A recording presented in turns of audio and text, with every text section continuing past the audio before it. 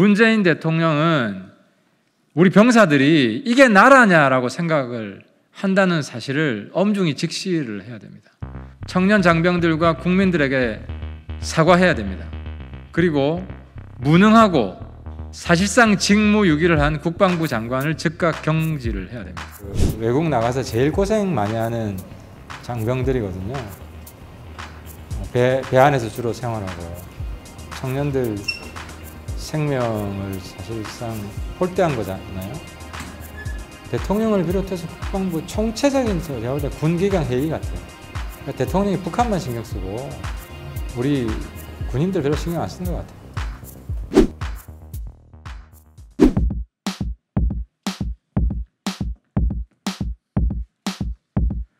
근데 국방부가 자기 잘못을 인정하지 않고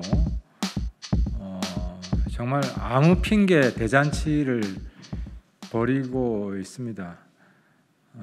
이 상황에서 도저히 지금 국방부의 말장난을 눈뜨고 볼 수가 없어서 국방부가 왜 거짓말을 하는지 밝히려고 이 자리에 나왔습니다. 지난 4월 달 국방부 장관은 해외 파병 함정은 필수 작전 부대라서 우선 접종 대상이라고 국회에서 확인을 했습니다. 지금 일지를 정리를 했는데요. 2월 초에 청해 부대가 출국을 하죠. 올해. 그 다음 4월 23일 날 청해 부대와 똑같은 사건이 벌어집니다. 함정에서 해군의 이 함정이 고준봉함인데요. 이 함정에 32명 코로나 집단 감염 사태가 발생을 합니다. 그래서 제가 함정 잠수함 밀폐 생활하는 30세 미만 해군 장병 5,000명에게 화이자 백신을 우선 접종시켜야 한다고 입장을 발표를 합니다. 이게 올 4월 23일이고요. 4월 27일 날 국방부 대면 보고를 받습니다. 그래서 국방부가 30세 미만 장병의 경우에 해외 파병, 연합훈련 참가자, 그리고 함정, 이 사람들이 다 필수작전 부대고 우선 접종 대상이라고 확인을 해줍니다. 이 인원이 전체 병력의 10%인 한 4만 5천 명 된다는 겁니다. 그래서 이 4만 5천 명을 질병청하고 협의해서 우선 접종시키겠다라고 확인을 해줍니다. 이게 저희 의원실에서 4월 27일 날 국방부로부터 대면 보고받은 자료입니다. 메모까지 되어 있습니다. 그 인원 10%고 4만 5천 명 정도고, 그리고 재차 그 다음 날 국방위원회가 열리는데 국방위원회에서 제가 다시 질의를 합니다. 함정 등 밀폐 생활하는 장병 우선순위로 30세 미만, 이게 4만 5천인데요.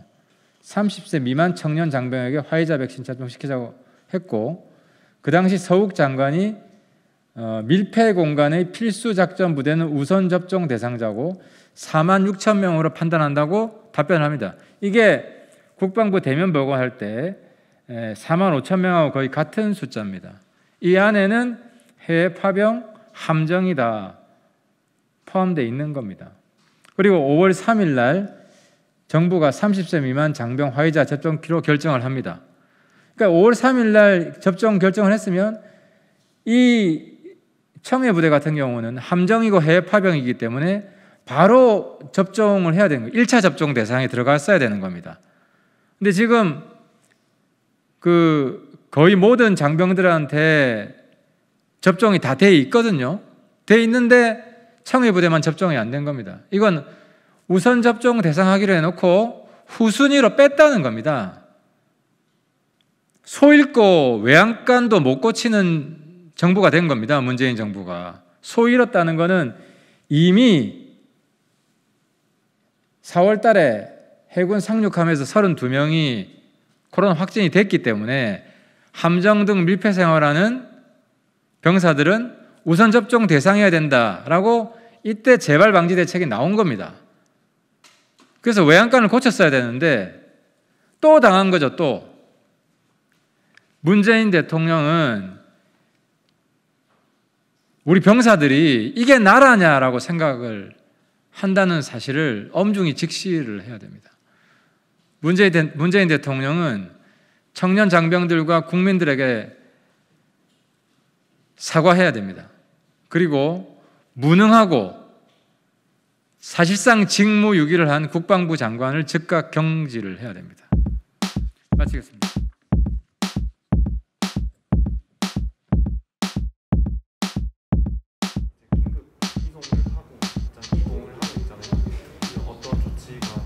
이건 대통령이 사과를 해야 돼요. 이거는 불안해서 군대 보내겠어요. 자식들 불안해서 군대 보내고 싶겠냐고. 그래서 안 그래도 외국 나가서 제일 고생 많이 하는 장병들이거든요. 배 안에서 주로 생활하고 또 외국에 오래 있기 때문에. 근데 그런 청년들 생명을 사실상 홀대한 거잖아요. 경시한 거기 때문에 대통령을 비롯해서 국방부 총체적인 제가 볼 때 군기관 회의 같아요. 군기관이 굉장히 해이해져 있다. 그러니까 대통령이 북한만 신경 쓰고 우리 군인들 별로 신경 안 쓰는 것 같아요.